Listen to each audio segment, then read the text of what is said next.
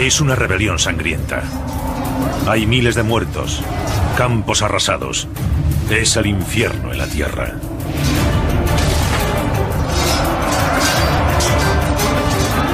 Los rebeldes son un pueblo de tribus de diferentes etnias, los galos. Su adalid es el primer general que fue capaz de unirlas, Vercingetorix.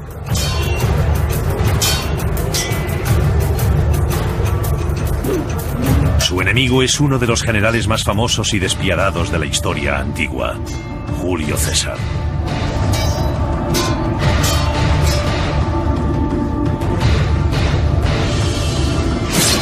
Los romanos llevan 100 años oprimiendo con brutalidad a los galos. Había llegado la hora del desquite. Se prepara el escenario para una de las mayores confrontaciones militares de la historia. Una batalla de maravillas tecnológicas que pone a prueba la astucia y los recursos de ambos generales. Y que dará forma a Europa en los siglos venideros. Y garantizará el futuro de un imperio.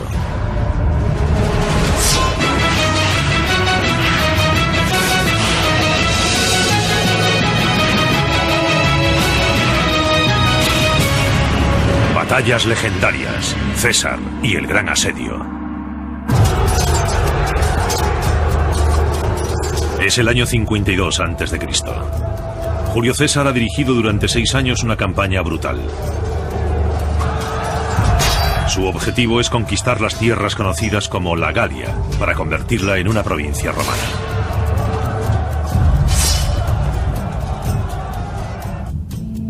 Cuando en el año 58 a.C. se le otorga el mando de la Galia a César, la República Romana ya se había expandido por el norte de África, Grecia, Sicilia, Córcega, Cidonia e Hispania. Pero Roma no había conseguido someter a su vecino del norte, la Galia. Roma siempre había mostrado dudas sobre la expansión hacia el norte, porque tenía una larga historia de más de 300 años, de luchas sangrientas y antagonismo con los galos. Estos pueblos del norte, cuando hacían alguna invasión, eran brutales. Incluso saquearon Roma en el siglo III a.C. Había una muy mala relación.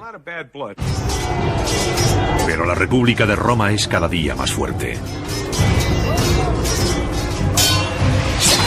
Julio César, al mando de más de 50.000 soldados romanos, se abre paso a través de la Galia con una crueldad clamorosa. El Senado romano envió a César a la Galia como procónsul, es decir, para conquistar la región y transformarla en una provincia de Roma. Lo más curioso de este gran general es que no había estado nunca en el ejército y carecía de experiencia alguna en combate o de mando en combate. ¿Y por qué es un gran general? La respuesta es que fue el primer general romano en dejar no solo sus memorias, sino un relato detallado de todas sus campañas, lo que denota una gran inteligencia. Con lo que escribió César sobre los 6 años de guerra en la Galia, se llenaron 7 libros. Aunque él se considera un genio militar, puede que su éxito se explique por la calidad de su ejército. Cuando se desarrolló la campaña de la Galia, el ejército romano se había profesionalizado. Hasta el siglo I era un ejército de milicias. Había que reclutar nuevas tropas cada año, adiestrarlas y someterlas al control de generales políticos, lo que creaba problemas. Pero las reformas militares, instituidas 50 años antes de la llegada de César al poder, crearon un ejército disciplinado de soldados profesionales. Es posible que el encargado fuese un aficionado, pero había 10 legiones de soldados profesionales. Es uno de los puntos que explica el éxito de César. Quizás otro punto sea que se puede ser un gran general aunque no se combata. En el caso de la Galia no eran ejércitos realmente significativos. La Galia no es una nación unificada con un ejército nacional. Es un conglomerado de ejércitos tribales que carece de disciplina y cohesión. El problema fundamental de la Galia es que era una región de entre 15 y 20 millones de habitantes con muchos grupos étnicos distintos que se habían peleado entre ellos durante generaciones y no habían desarrollado una capacidad militar sofisticada. Aún así, la conquista de la Galia es más difícil de lo que prevé César. No se podía derrotar un ejército, ganar una batalla y conquistar la Galia. Había que derrotar a cientos de pequeños ejércitos. César se enfrenta a cada nuevo ejército galo con una crueldad creciente.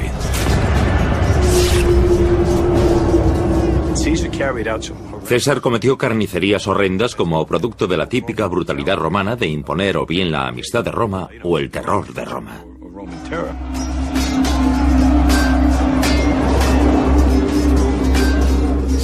El reinado de César fue el del terror. Destruyó aldeas enteras, mató a todos sus habitantes y fue en busca de la siguiente, una brutalidad absoluta. Inevitablemente, durante un periodo de 6 años se impuso el control de Roma sobre la Galia. Pero en el fondo seguía anidando un sentimiento de odio hacia los romanos. Un espíritu de rebelión que solo buscaba un líder que lo agitase. Entra en escena Vercingetorix, un carismático general galo. Al igual que César, también tiene una misión: unir por fin los cientos de tribus de su tierra natal contra César.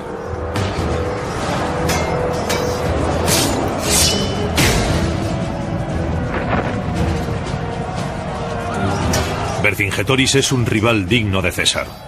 De joven se había adiestrado y peleado al lado de las legiones romanas. Vercingetorix había sido jinete del ejército de César en las anteriores guerras gálicas. Sabe cómo funciona el ejército romano. Conoce sus puntos fuertes y sus puntos débiles. Es el tipo adecuado para hacerle frente a César. Vercingetorix estaba convencido de que podía ser el momento justo, la gran oportunidad de los galos. No era su tribu o la otra, era todo el mundo. Creía que podía encender la chispa con un ataque triunfal contra los romanos, y que de ese modo, por primera vez, las principales tribus galas unirían sus fuerzas para combatir la opresión romana, derrotar a César y expulsar a los romanos. Eso era lo que había pensado. Su plan para provocar a César tiene éxito. Vercingetorix ataca con más de 70.000 soldados la ciudad romana de Orleans y le da a César una dosis de su propia medicina. Se lanzó sobre ella como un león sobre un conejo, quemó la ciudad y asesinó a todo el mundo. Los galos masacran a más de 5.000 hombres, mujeres y niños. Vercingetorix envía a César un mensaje claro: los galos no tolerarán más la brutalidad del general romano.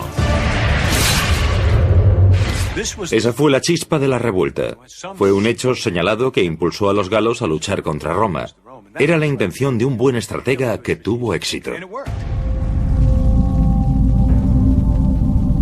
Para Vercingetorix ya no hay vuelta atrás.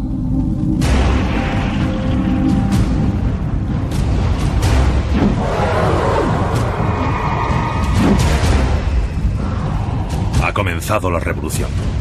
Él y César se encontrarán frente a frente. Pero Vercingetorix tiene la iniciativa.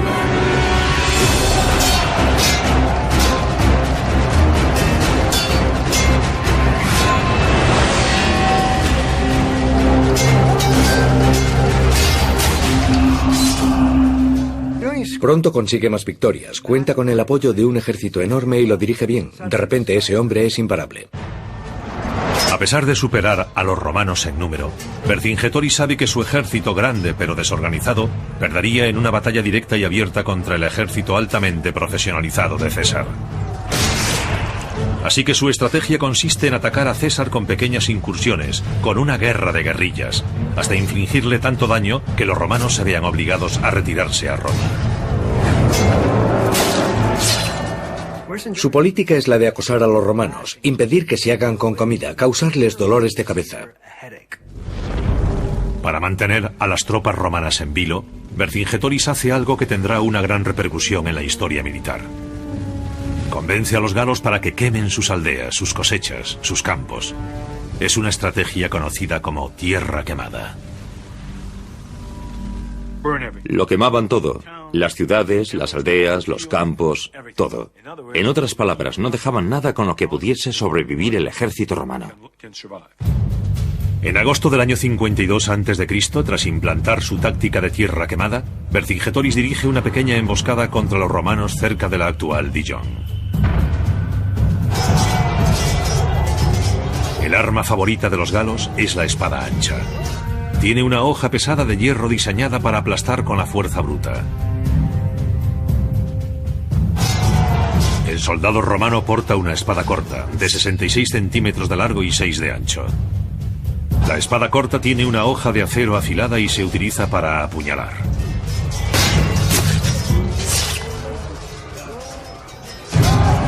Tras un combate de varias horas en Dijon, Vercingetorix pone fin a los ataques relámpago y retira a sus hombres. Parece que tiene éxito la estrategia del galo. César se pone en marcha desde Dijon hacia la frontera de Roma.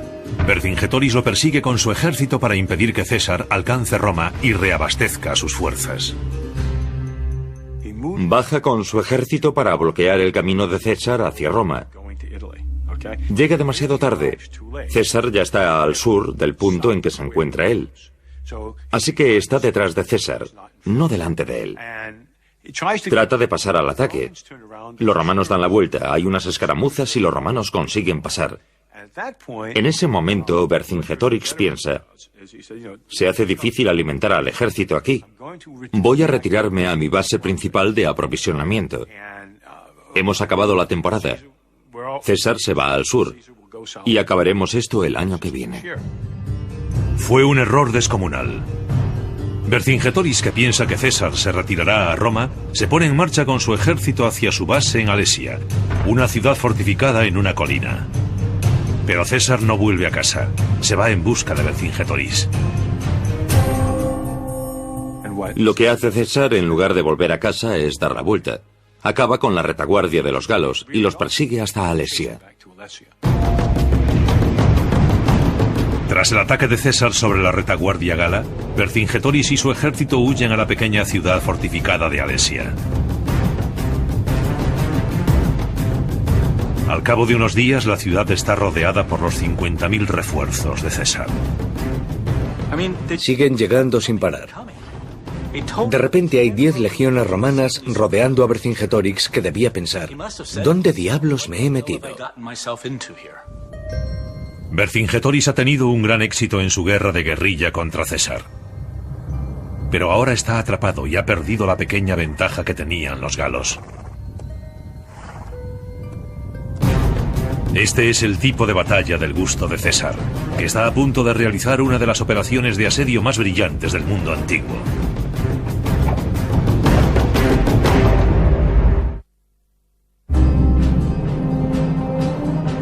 Año 52 a.C., la ciudad de Alesia.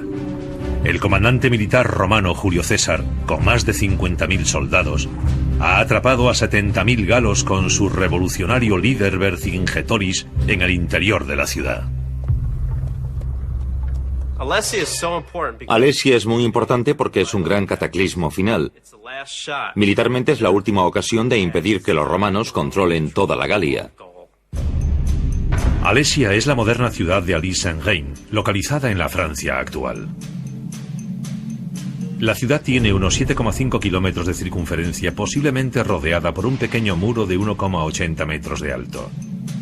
Alesia, en la que viven 10.000 mujeres, hombres y niños, se sitúa en una pequeña colina, a unos 500 metros de altura sobre un valle. El valle lo atraviesan 2 ríos pequeños.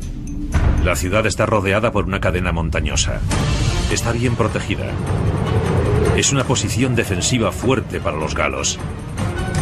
Sin embargo, César decide montar el sitio de Alesia. Se trata de una campaña militar sin precedentes en la historia. La maniobra de asedio creada por César es ingeniosa. No he encontrado a nadie, ninguna fuente que diga que sus técnicas de asedio hayan sido utilizadas antes. El ejército de César posee la tecnología de sitio más sofisticada de la época. Está equipado con una catapulta llamada Onager. Es conocida como la Salvaje por su potencia, capaz de lanzar un proyectil de 50 kilos a 400 metros. Los romanos también utilizan la ballista. La ballista, que en latín significa lanzapiedras, dispara cargas de plomo a casi 100 metros. Cada legión romana cuenta con 30 de estas. Pero un asedio es algo más que un ataque con armas modernas y poderosas. Y César sabe que la táctica correcta en Alesia no es un bombardeo incesante. Al contrario, César cree que para ganar esta batalla no debe hacer salir a los galos, sino matarlos de hambre. César decide construir un muro de 15 kilómetros alrededor de Alesia para encerrar a los galos dentro de su ciudad. Lo que Vercingetoris pensó que sería un refugio seguro resulta ser una trampa mortal.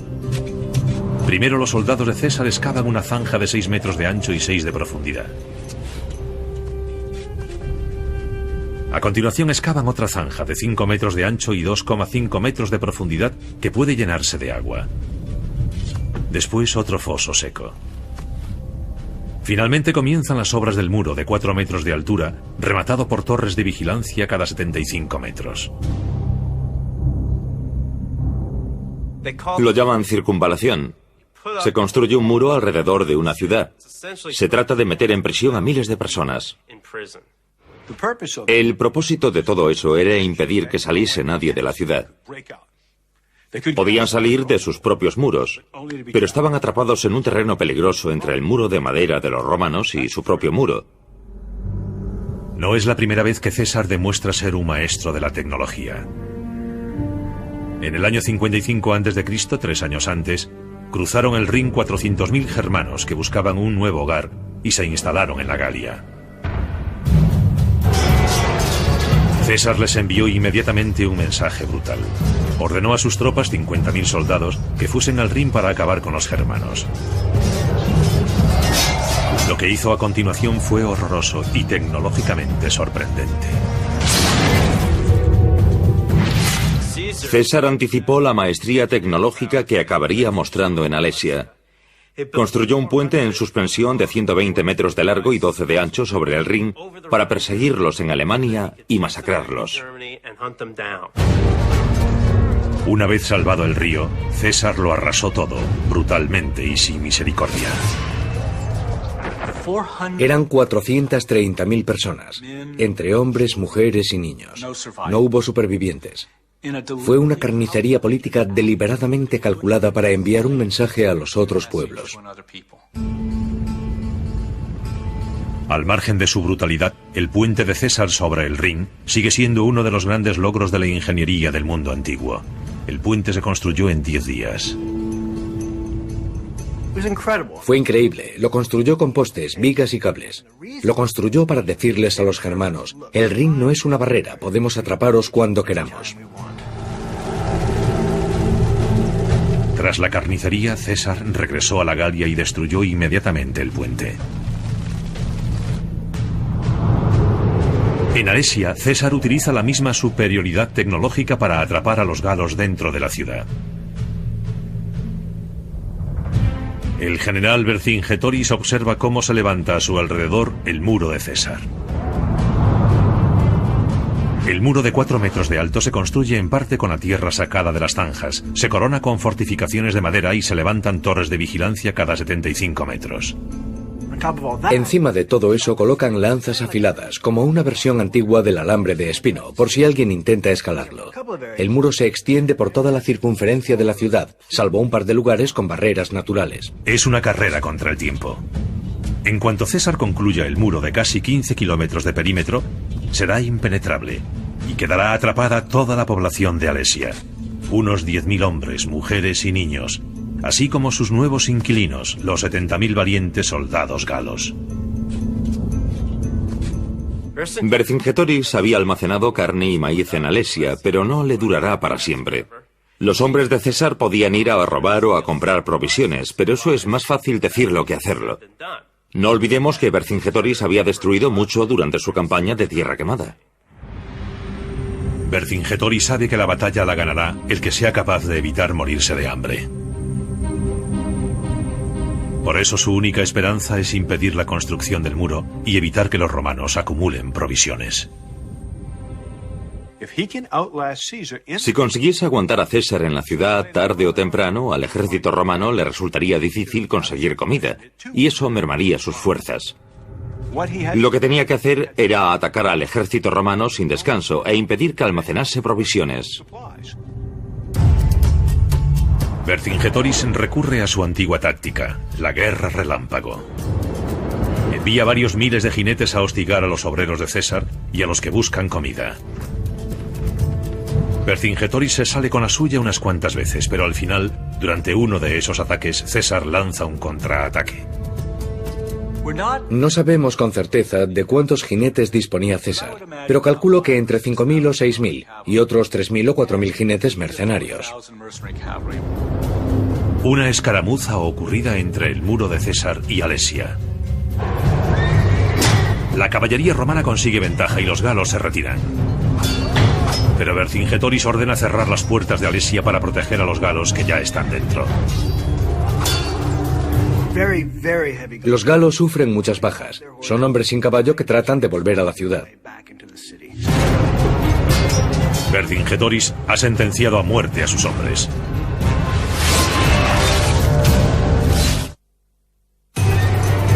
Año 52 a.C. El sitio de Alesia conoce su primer baño de sangre. Una escaramuza de caballería tiene un final fatídico para los galos. A pesar de vencer en esa pequeña escaramuza, César continúa el asedio. Ordena abrir más zanjas, colocar más dispositivos antipersona y construir más trampas mortales. Se ponen en el fondo de las zanjas trampas con afiladas estacas de madera llamadas cipi.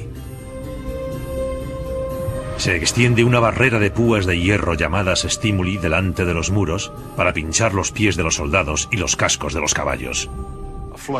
Había fosos inundados, árboles derribados para formar obstáculos y, cubriéndolo todo, una colección de armas.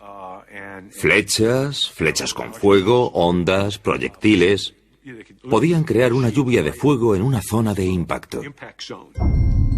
Al cabo de 5 semanas, el muro de 15 kilómetros, dotado de pozos, obstáculos y dispositivos antipersona, se había finalizado casi por completo. El general galo Vercingetorix se ve obligado a jugársela. Envía toda su caballería, 15.000 hombres, a recorrer la Galia para reclutar ayuda entre las otras tribus galas. Puede parecer una buena jugada, pero piénsenlo un poco. Había tenido éxito hostigando a César. No le permitía avanzar. No le permitía almacenar comida. Pero renuncia a todo eso. Y sin ánimo de ofender, dice, que venga la caballería. Vercingetorix cambia de táctica y básicamente permite que los romanos finalicen las obras del sitio y alimenten a su ejército. La decisión de ir a buscar ayuda en lugar de seguir hostigando las obras de construcción es una decisión militar clave. Si detienen a la caballería y no responden las otras tribus, Vercingetorix y su ejército están perdidos. El ejército romano, sin caballería enemiga que lo acose, puede construir las obras del asedio a placer. Y eso hace. Lo más importante es que ahora pueden aprovisionarse libremente, que es algo que César ve con claridad. Ordena a su intendencia que almacene grano para 30 días más. Aún así, César sabe que si la caballería gala regresa con refuerzos, los romanos pueden salir derrotados. Para defenderse contra ello, César decide levantar otro muro, a unos 400 metros de distancia del primero. El primer muro de César mantiene a Vercingetorix dentro. El segundo muro mantiene el ejército de refuerzo fuera. Pero también encierra a los 50.000 soldados romanos que deben acampar entre los dos muros. Fuera de este muro de circunvalación, levanta un segundo muro llamado contravalación. Este muro mide 30 kilómetros de perímetro. Así que tenemos un muro dentro de un muro y una ciudad en medio. Visto desde arriba parece un pastel relleno. A los romanos, sin la molestia de la caballería, no les resulta difícil construir el segundo muro. El muro es de una pieza, excepto en una pequeña sección en la base del monte Rea, cerca de donde cruzan el valle los dos ríos. Finalizada la construcción del muro, todo el mundo comprende que lo que decidirá el ganador y el perdedor de la batalla es la comida. César sabe que en cuanto aparezcan los otros galos no podrá enviar a sus hombres a aprovisionarse. Y Vercingetorix, dentro de la ciudad, controla personalmente las raciones de carne y maíz. Estamos en la 7ª semana de asedio. En la ciudad escasean las provisiones, subsisten con la comida que han almacenado antes de ser sitiados. El agua para cerca de las 100.000 mujeres y niños y soldados galos proviene de los pequeños ríos o manantiales. Cuentan que uno de los hombres de Vercingetorix le dijo: comámonos los soldados muertos, los habitantes de la ciudad. Así podremos resistir mucho tiempo. No habría sido el primer caso de canibalismo ni el último. Recuerden el grupo de Donner en nuestra propia historia. En los viejos libros de historia siempre se califica a los galos de bárbaros, pero está claro que tenían algo de humanidad. Vercingetorix no lo permitió. Sabe que hay demasiadas bocas hambrientas que alimentar. Traza un plan que espera que salve las vidas de algunas mujeres y niños. Lo que hizo fue mandarlos al muro romano y decirles: dejad que se vayan. Esto no tiene sentido. O convertidlos en esclavos. César rechaza la oferta. Sus hombres están al borde de la hambruna. No hay nada que recoger en la tierra que rodea Alesia por culpa de la estrategia de tierra quemada de Vercingetorix. Siente poca simpatía por las mujeres y niños galos desesperados que deben regresar a Alesia. Pero Vercingetorix tampoco quiere recogerlos de nuevo. Se había deshecho de una gran cantidad de personas que ya no debía alimentar. Se negó a abrir las puertas de la ciudad. Así quedó atrapada mucha gente entre el muro exterior y el primer muro romano, donde simplemente dejaron que se muriera de hambre. Hay cerca de 3.000 mujeres y niños atrapados en tierra de nadie, títeres en la lucha de voluntades entre Vercingetorix y César. Estos pobres desgraciados languidecen en una especie de limbo. Están atrapados literalmente en medio de la batalla. No los quiere nadie. Es Vercingetorix el que primero cede en esta lucha de voluntades. Al final se abren las puertas de Alesia y vuelven a entrar los habitantes de la villa. César gana la batalla de voluntades. El líder galo Vercingetorix no consigue transferirle el problema a César, y este logra recordarle a la gente con qué clase de hombre están tratando. Para los galos, el panorama es desolador. Pero a los 3 días aparece en el horizonte un ejército galo de refresco con 60.000 hombres. Están liderados por Comio, un viejo conocido de César. Comio había sido un aliado de César en las primeras guerras gálicas. Vercingetorix también había luchado para César. Para César era un acto de traición que estos hombres se enfrentasen a él. Comio no tarda en hacerle saber a César que ha llegado.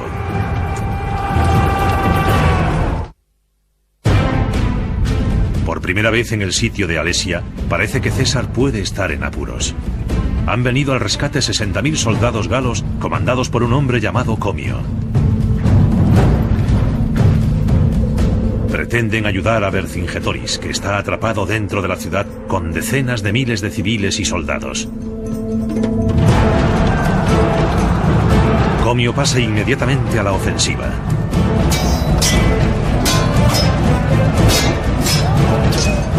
Se pone al frente de la infantería y ataca los puestos romanos del exterior. Los galos estaban muy bien organizados. Mezclaban la infantería con la caballería y se protegían con arqueros y lanzadores con ondas.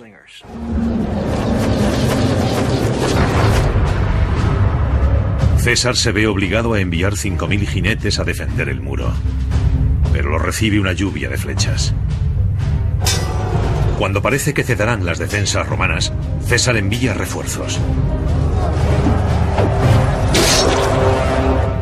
Ha elegido el momento justo. y las nuevas tropas rechazan a los galos. A pesar de la gran diferencia en número, César hace retroceder a los galos hasta las montañas y realiza una masacre entre los arqueros que apoyaban a la caballería gala. La batalla es encarnizada desde el mediodía hasta que se pone el sol.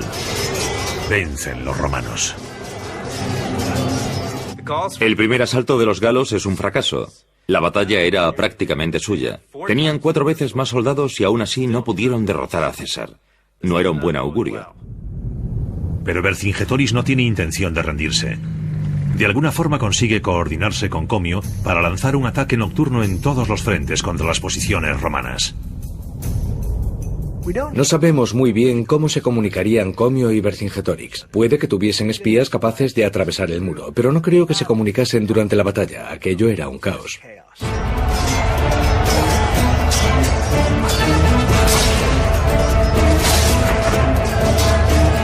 Vercingetorix encabeza un ejército que intenta romper el muro interior.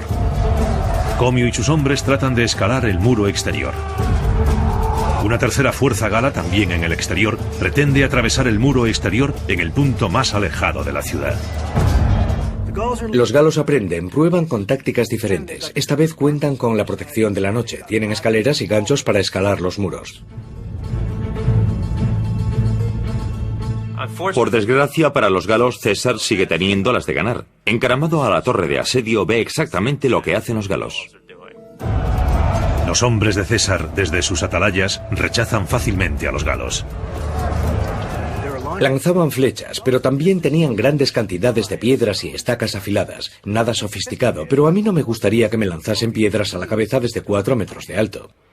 Mientras tratas de pasar los fosos y las zanjas, el enemigo no deja de lanzarte piedras. Vercingetorix, atrapado entre los muros, recibe una paliza. En la otra punta de la ciudad, el asedio de César cumple su función.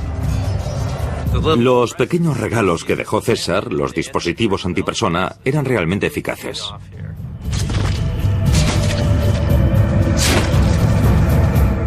No pueden dar un paso sin caer desde 3 metros sobre una estaca o sin que se les clave un gancho en las piernas. Los galos no pueden superar el asedio perfectamente diseñado por César. Comio recibe una paliza fuera. Vercingetorix recibe una paliza dentro. Los dispositivos antipersona acaban con los galos a mansalva. Y todos ellos reciben una lluvia constante de flechas y lanzas romanas. Al amanecer se retiran todas las fuerzas galas, tanto dentro como fuera de los muros.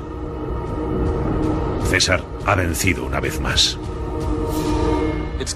Esto tuvo que volver locos a Comio y a Vercingetorix.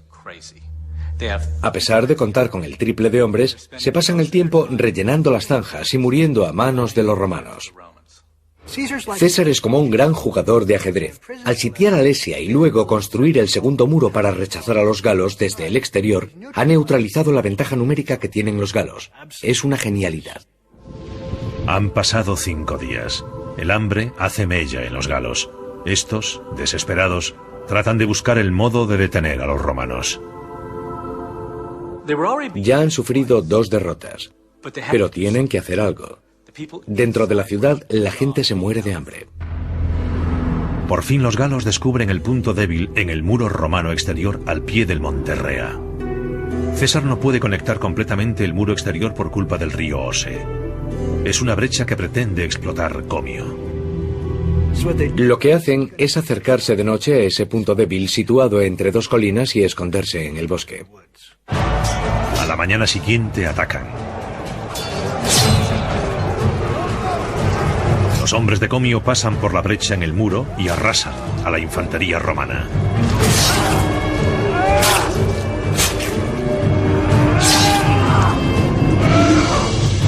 Un segundo grupo de galos trata de atravesar el muro por otra zona. La segunda fuerza gala empieza a superar el muro. Los romanos no tienen ya nada que lanzar. Al mismo tiempo, Vercingetorix ataca desde el interior.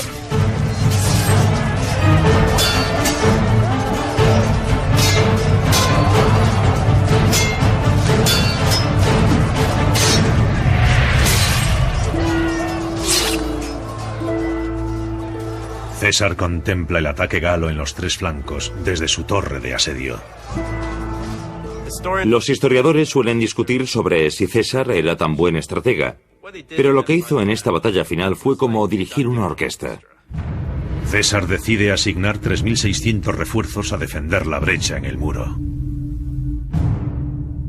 Ordenó que la caballería del lado norte actuase como refuerzo para proteger aquel punto débil, pero al mismo tiempo los galos enviaron otros 20.000 hombres a la brecha del muro.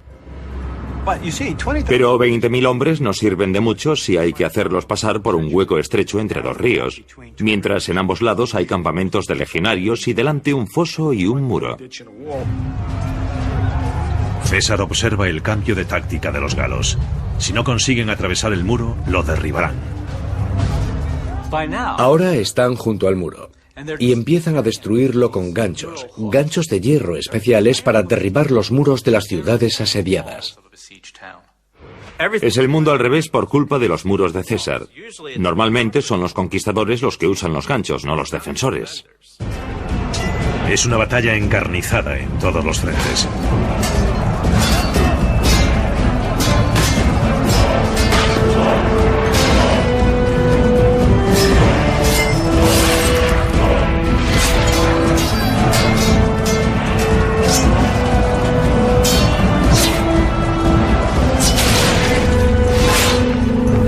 Finalmente, César decide actuar personalmente.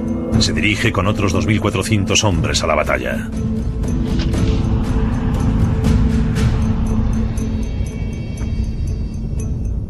Asume el mando de 4 cohortes de infantería y se pone su famosa capa roja. Siempre le pareció importante que las tropas viesen a sus generales en la batalla, y entra en la refriega con sus 4 cohortes.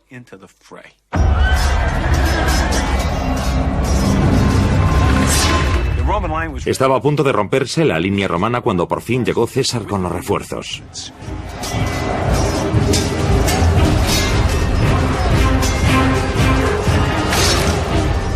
Ahí está ensartando galos con su espada, haciendo una carnicería.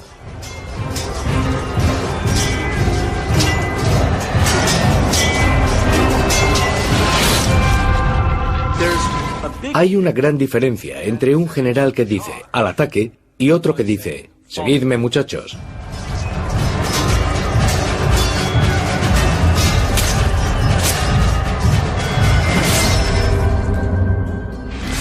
Patton se ponía la capa roja para imitar a César. Cuando llega César, los legionarios romanos dejan en el suelo las lanzas, las jabalinas, las cosas que lanzaban a distancia. Cogen las espadas y arremeten contra los galos.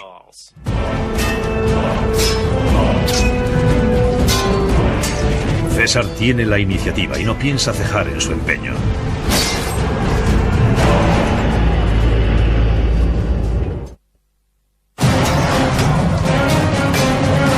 Tras 2 meses de asedio en Alesia, Julio César, con su famosa capa roja, dirige a sus hombres en la batalla contra los galos.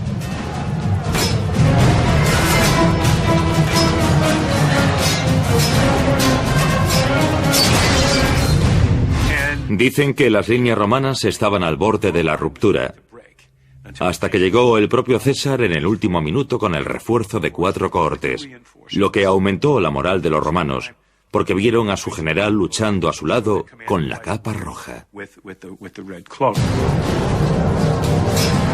Esa noche llega la oportunidad de César. Persigue a los galos hasta su campamento y los sacrifica como a animales.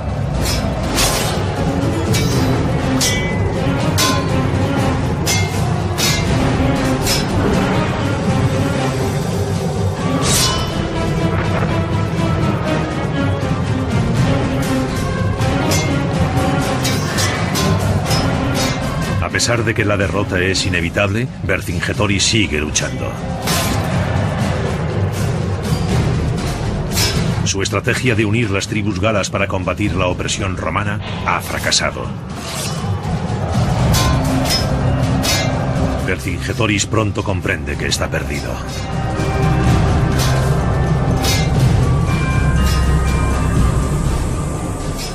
La derrota es un mensaje de desesperanza para las otras tribus de la coalición. 1 o 2 días después, una a una, como han hecho tantas veces en el pasado, empiezan a desfilar de regreso a sus dominios tribales. Y aunque Vercingetorix sabe que se ha terminado la partida, es él quien toma la iniciativa y abre las negociaciones con los romanos. César se había ganado una reputación exterminando tribus enteras.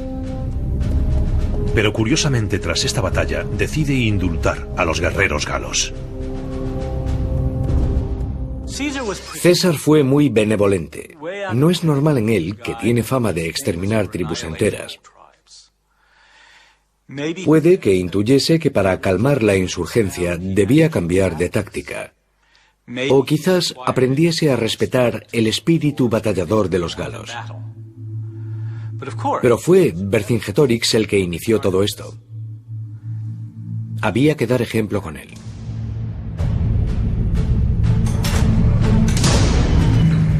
Es el 2 de octubre del año 52 a.C.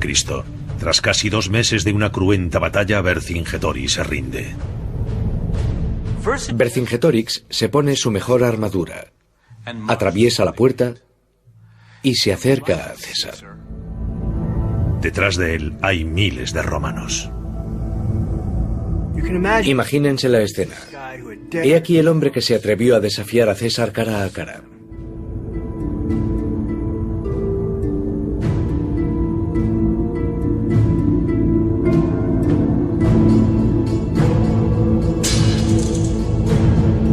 Es un guerrero valiente, pero cometió un error táctico básico. Su plan no era enfrentarse a César, sino hacer escaramuzas, cortarle las comunicaciones, las líneas de suministro, hostigarlo sin descanso. Se limitó a hacer eso en ocasiones en las que pudo lanzarse a degüello, pero se mostró disciplinado. Pero de repente rechazó esa idea. Envió sus mejores hombres a pedir ayuda, una ayuda que al final no le serviría de mucho. Es fascinante, se había aferrado a su estrategia original hasta el punto de lograr ventaja, y después por algún motivo cambió de táctica. Eso le costó caro. Muchos de los galos son puestos en libertad, pero Vercingetorix es llevado a Roma y ejecutado. Las crónicas cuentan que lo estrangularon en la vía pública para celebrar uno de los triunfos de César, aunque no hay muchas pruebas de ello. Lo más probable es que lo ejecutasen en un calabozo. Los romanos no le hacían ascos a una ejecución pública, pero en este caso se contentaron con deshacerse del líder de los galos, el hombre que temían que pusiese la Galia en pie contra ellos. César se pasó el invierno sofocando los últimos rescoldos de la rebelión. Roma no tendrá que luchar contra los galos en los próximos 400 años. Podemos comparar a César con William Tecumseh Sherman, por su marcha a través de Georgia. En 1867 le encargaron doblegar la resistencia de los indios en el oeste. Utilizó contra los indios la misma táctica de César contra los galos: tierra quemada, masacres, exterminio, hambre, con el mismo resultado. Ganó él.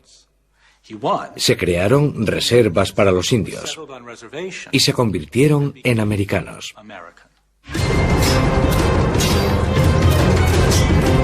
Alesia fue una gran victoria personal para Julio César, quien a veces fue el asediado en lugar del asediador. Pero el resultado de la batalla es algo más que material dramático para las memorias de César. A largo plazo, la batalla de Alesia fue una de las cosas más beneficiosas para toda Europa. Lo que hizo fue permitir la romanización de una vasta región, desde el Rin hasta los Pirineos, lo que hoy llamaríamos Europa Occidental. Se civilizó, se organizó como provincia romana y luego, fundamentalmente bajo el imperio, llegó a ser como la misma Roma, hasta tal punto que los galos nunca se consideraron otra cosa que ciudadanos romanos. Hay quien dice que la campaña de César fue el reinado del terror. Pero en Alesia utilizó estrategias brillantes para derrotar a un numeroso ejército galo que atacaba desde los flancos. El resultado fue que César, además de destruir a los galos, unió un territorio que se convertiría en una parte importante de la Europa occidental. Al final todo eso fue posible gracias a la inteligencia de Julio César, a la derrota de Vercingetorix y al asedio de Alesia.